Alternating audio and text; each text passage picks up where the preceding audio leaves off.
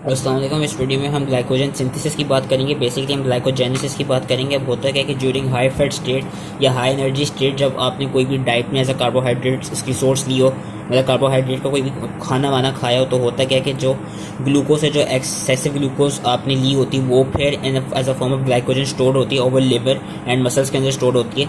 तो लिवर और मसल्स में जो ग्लाइकोजन की फॉर्म में स्टोर होती है, जो स्टोर फॉर्म ऑफ ग्लूकोज होती है वो ग्लाइकोजन की फॉर्म में स्टोर होती है मसल्स में, लिवर में। होता क्या है कि जो ग्लाइकोजन का स्ट्रक्चर है वो बेसिकली उसमें हम देख सकते हैं कि उसमें अल्फा 1,4 ग्लाइकोसिडिक बॉन्ड्स के थ्रू भी क्या कहते हैं बॉन्ड्स होते हैं। बाकी उसमें अल्फा 1,6 ग्लाइकोसिडिक बॉन्ड्स के थ्रू इस तरह ब्रांचिंग हुई भी होती है। और होता है कि ये उन्हें बड़ा सा क्या कहते हैं ग्लाइकोजन का स्ट्रक्चर दिखाया हुआ है। इसमें हम देख सकते हैं अल्फा 1,4 ग्लाइकोसिडिक बॉन्ड्स भी होते हैं, और जहाँ जहाँ पे ब्रांचिंग हुई भी वहाँ पे बेसिकली अल्फा 1,6 ग्लाइकोसिडिक बॉन्ड्स के थ्रू ब्रांचिंग हुई भी ग्लूकोज मॉलिक्यूल्स के दरमियान। तो होता क्या है कि हम ग्लाइकोजेनेसिस पढ़ते हैं, ग्लाइकोजन की सिंथेसिस पढ़ते हैं। अब होता क्या है कि हमने पढ़ा था कि सबसे पहला स्टेप जो ग्लाइकोलिसिस का होता है कि जैसी जो ग्लूकोज है एब्जॉर्ब होकर जैसी अपटेक हो जाती है, सेल के अंदर प्रेजेंट हो जाती है, उसको फॉस्फोराइलेट कर दिया जाता है ताकि वो सेल से निकल ना सके। तो ग्लूकोकाइनेस या hexokinase, depending upon weather liver या मसल की बात करें, ग्लूकोज कन्वर्ट हो जाएगी ग्लूकोज 6 फॉस्फेट में। अब होता है जो ग्लूकोज 6 फॉस्फेट है उसको एक एंजाइम ग्लूकोज 1 फॉस्फेट में कन्वर्ट करता है, which is known as phosphoglucomutase. Phosphoglucomutase glucose 6 phosphate को ग्लूकोज 1 फॉस्फेट में कन्वर्ट करता है। होता क्या है, जो ग्लूकोज 1 फॉस्फेट है वो फिर यूडीपी के साथ अटैच होती है। यूटीपी आता है एंड ग्लूकोज 1 फॉस्फेट आता है, and UTP and glucose 1 phosphate with the help of enzyme UDP glucose pyrophosphorylase करते हैं। एक तो पायरोफॉस्फेट्स रिलीज कर देते हैं और यूडीपी ग्लूकोज बना देते हैं। ये इन्होंने यूडीपी ग्लूकोज का स्ट्रक्चर दिखाया है। यूडीपी ग्लूकोज की खास बात क्या है अभी हम देखेंगे कि जो ग्लाइकोजन का स्ट्रक्चर है इसमें बेसिकली जो ग्लूकोज के रेजिड्यूज आ रहे होते हैं ना, जो ग्लूकोज के मॉलिक्यूल्स प्रोवाइड कर रहा होता है, वो बेसिकली यूडीपी ग्लूकोज या यूडीपी ग्लूकोज अपना ग्लूकोज दे देती है और यूडीपी खुद निकल जाती है। फिर वो बाद में एटीपी की हेल्प के through and through nucleoside diphosphate kinase के थ्रू यूडीपी कन्वर्ट हो जाती है यूटीपी में। तो होता क्या है कि मैंने बताया जो यूडीपी है वो कन्वर्ट हो जाती है यूटीपी में। और मैंने बताया ये कि उन्होंने स्ट्रक्चर दिखाए हुए यूडीपी ग्लूकोज का, जो रेड रेड दिखाए हुए ये ग्लूकोज के मॉलिक्यूल्स दिखाए हुए आपस में अल्फा 1,4 ग्लाइकोसिडिक बॉन्ड्स के थ्रू के कहते हैं कनेक्टेड हुए हैं। अब होता क्या है कि जो पायरोफॉस्फेट है वो तो पायरोफॉस्फेटेस के थ्रू रिलीज हो गए, जिसकी वजह से पता ये चला कि ये अपना क्या कहते हैं हाई एनर्जी स्टेप था और ये इरिवर्सिबल स्टेप था। अब होता क्या है कि एक एंजाइम होता है जिसका नाम होता है ग्लाइकोजन सिंथेस। ग्लाइकोजन सिंथेस की खास बात क्या है कि ये अल्फा 1,4 बॉन्ड्स बनाता है। ये क्या कहते हैं जितने भी ये जो ग्लूकोज के मॉलिक्यूल्स आपस में अल्फा 1,4 ग्लाइकोसाइडिक बॉन्ड्स के थ्रू लगे हुए ना, बेसिकली ग्लाइकोजन सिंथेस करार होता है। लेकिन ग्लाइकोजन सिंथेस होता क्या है कि इसने ग्लाइकोजन को प्रोड्यूस करने के लिए इसको एक ऑलरेडी शॉर्ट फ्रेगमेंट चाहिए होता है ग्लाइकोजन का, मतलब पहले से कोई ग्लाइकोजन का मॉलिक्यूल अवेलेबल हो ना, तो वहाँ पे जाके ये अल्फा 1,4 बॉन्ड्स बनाएगा by taking up glucose from UDP. लेकिन होता क्या है कभी कभी अगर ऐसा हो कि बॉडी के अंदर कोई ग्लाइकोजन के फ्रेगमेंट्स प्रेजेंट ही ना, कोई ग्लाइकोजन के स्टोर्स हो ही नहीं और उसने नई ग्लाइकोजन बनानी है, तो उसके लिए होता क्या है कि जो ग्लाइकोजन सिंथेस है उसको फिर एक प्राइमर चाहिए होता है। और प्राइमर की तरह ऐड कौन करते हैं, जो ग्लाइकोजेनिन एक होमोडाइमेरिक प्रोटीन होती है, वो एज अ डाइमर के तौर पर काम करती है। अब ग्लाइकोजेनिन का फंक्शन क्या है, ग्लाइकोजेनिन बेसिकली एक प्रोटीन है एंड इसका जो अमाइनो एसिड 194 होते हैं ना, वहाँ पर टायरोसिन प्रेजेंट होता है और उस टायरोसिन की एक हाइड्रोक्सिल ग्रुप होती है। एंड होता कि जो यूडीपी ग्लूकोज है वो क्या करती है, वो अपना ग्लूकोज इसको दे दी थी, जिससे जो ग्लूकोज होती है ना वो टायरोसिन के हाइड्रोक्सिल ग्रुप के साथ कनेक्टेड हो जाता है और फिर यूडीपी निकल जाती है। बेसिकली होता है कि ग्लाइकोजेनिन का जो 194 अमाइनो एसिड है वो टायरोसिन है, टायरोसिन की हाइड्रोक्सिल ग्रुप है। यूडीपी ग्लूकोज ने क्या करना है कि अपनी एक ग्लूकोज जो उसके साथ बाइंडेड है वो ग्लूकोज दे दी कि ग्लूकोज इस हाइड्रोक्सिल ग्रुप के साथ बाइंड हो जाएगी एंड यूडीपी खुद निकल जाएगी। अब होता क्या है कि ग्लाइकोजेनिन में जो यूडीपी ग्लूकोज हम देख सकते हैं लग रहे हैं, इसका जो हाइड्रोक्सिल ग्रुप है और इस पे आके कोई अराउंड 4 to 5 ग्लूकोज के रेसिड्यूज लगते हैं, जो इन्होंने यहाँ पे दिखाए हुए भी कि ये अराउंड 4 ग्लूकोज के मॉलिक्यूल्स लग गए। पहला वाला आके टायरोसिन के साथ बाइंड किया, टायरोसिन के हाइड्रोक्सिल ग्रुप के साथ, देन साथ में आपके और कुछ यूडीपी ग्लूकोज आता रहा और अपनी ग्लूकोज देता गया, यूडीपी खुद निकलता गया।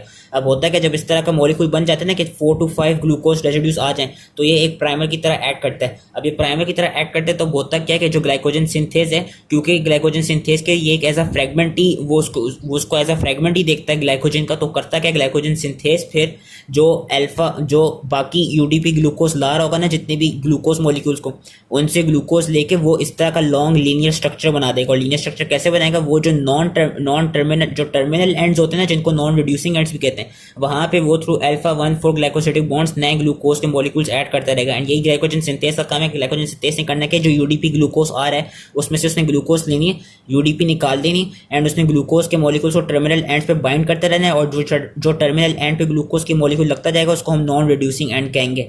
अब होता क्या है, मैंने कहा कि जो ग्लाइकोजन का स्ट्रक्चर है उसमें ब्रांचिंग भी प्रेजेंट होती है, एंड ब्रांचिंग किसके थ्रू होती है, ब्रांचिंग होती है अल्फा 1,6 ग्लाइकोसिडिक बॉन्ड्स के थ्रू। तो ये अल्फा 1,6 ग्लाइकोसिडिक बॉन्ड पे ब्रांचिंग कराता कौन है? एक एंजाइम कराता है जिसका नाम है ब्रांचिंग एंजाइम, और उस ब्रांचिंग एंजाइम का जो स्पेसिफिक नाम है वो है ब्रांचिंग एंजाइम का जो स्पेसिफिक नाम है वो है अमाइलो अल्फा 1,4 अल्फा 1,6 ट्रांस ग्लाइकोसाइलेज।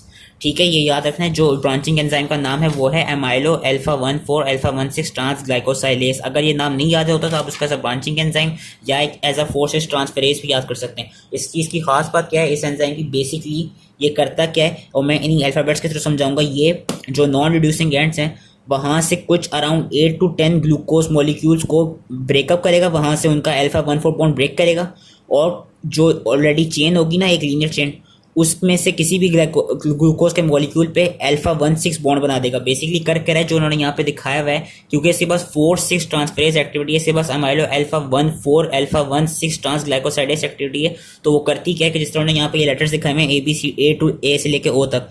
अब यहाँ पे इस ब्रांचिंग एंजाइम ने किया क्या है कि जिधर ये आए था ना, आई से आगे ये जो है JKLMNO, ये जितने ग्लूकोज के मॉलिक्यूल्स हैं, बेसिकली इसने आई वाली जगह पे एक ब्रेक प्रोड्यूस किया, यहाँ से एक अल्फा 1,4 ग्लाइकोसाइडिक बॉन्ड ब्रेक किया, जिसकी वजह से ये JKLMNO ये निकल गए। अब ये निकल गए, फिर इसने किया क्या इस ब्रांचिंग एंजाइम ने, क्योंकि इसके पास 4,6 ट्रांसफेरेज एक्टिविटी है। 4,6 ट्रांसफेरेज का मतलब ये कि इसने 4 वाली साइड से ब्रेक किया और 6 वाली जगह पे ट्रांसफर कर दिया। वो 6 वाली जगह पे ट्रांसफर कैसे करेगा? जो ये वाली ग्लूकोज है which was G in this case, क्योंकि G के बाद HI है, यहाँ पे आके इसने ये जो चीज़ ब्रेक की थी ना, ये जो शॉर्ट सा फ्रैगमेंट ब्रेक किया था, इसको थ्रू अल्फा 1,6 बॉन्ड यहाँ पे आके लगा दिए, और इस तरह हम देख सकते हैं कि इसने ब्रांचिंग प्रोड्यूस कर दिया, एक ब्रांच स्ट्रक्चर प्रोड्यूस कर दिया। और इस ब्रांचिंग की खास बात क्या है कि ब्रांचिंग के थ्रू जो ग्लाइकोजन का मॉलिक्यूल है वो काफ़ी सॉल्युबल होता है, एंड उसकी वजह से जो इसका जो स्ट्रक्चर होता है वो काफ़ी इनलार्ज होता है। एंड इसकी वजह से होता क्या है कि अब जब इसने ब्रांचिंग की तो यहाँ पे हम देख सकते हैं कि एक तरफ से 2 नॉन रिड्यूसिंग एंड्स बन गए, 2 टर्मिनल एंड्स बन गए। तो अब ग्लाइकोजन सिंथेस क्या करेगा, इन 2 टर्मिनल एंड्स पे आके UDP ग्लूकोज को यूज करके ग्लूकोज के मॉलिक्यूल्स फर्दर ऐड करता रहेगा अल्फा 1,4 ग्लाइकोसाइडिक बॉन्ड्स के थ्रू, जिसकी वजह से ये ज़्यादा बनता रहेगा।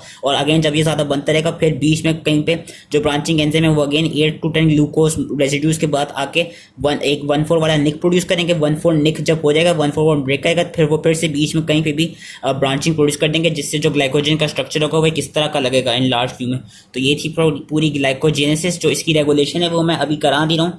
ग्लाइकोजेनेसिस की जो रेगुलेशन है वो मैं ग्लाइकोजिनोलाइसिस के साथ ही कराऊंगा, एंड इंशाल्लाह नेक्स्ट वीडियो में ग्लाइकोजिनोलाइसिस की भी बात करेंगे। तो और बस इसके बाद ये चीज़ मेन याद रखनी है, एक तो ये एंजाइम्स, और उसमें हाँ इसमें एक तो हमने देखा एनर्जी की सोर्स पे तो UTP यूज़ होता है, साथ में ATP भी, 2 ATP के मॉलिक्यूल्स यूज़ होते हैं। एक ATP यहाँ यूज़ होता है जब वो ग्लूकोज को ग्लूकोज 6 फॉस्फेट में कन्वर्ट करता है, ATP की बात कर रहा हूँ। एक ATP यहाँ यूज़ होता है, दूसरा ATP यहाँ यूज़ होता है जब UDP निकल जाते हैं, तो फिर UDP through nucleoside diphosphate kinase के थ्रू UTP में कन्वर्ट हो जाता है। तो इस तरह से हम देख सकते हैं कि जो UTP है वो वापस UTP में रिसाइकल हो रहा है। तो एक तरह से जो ये वाला सबस्ट्रेट है ये वापस रिसाइकल हो रहा है।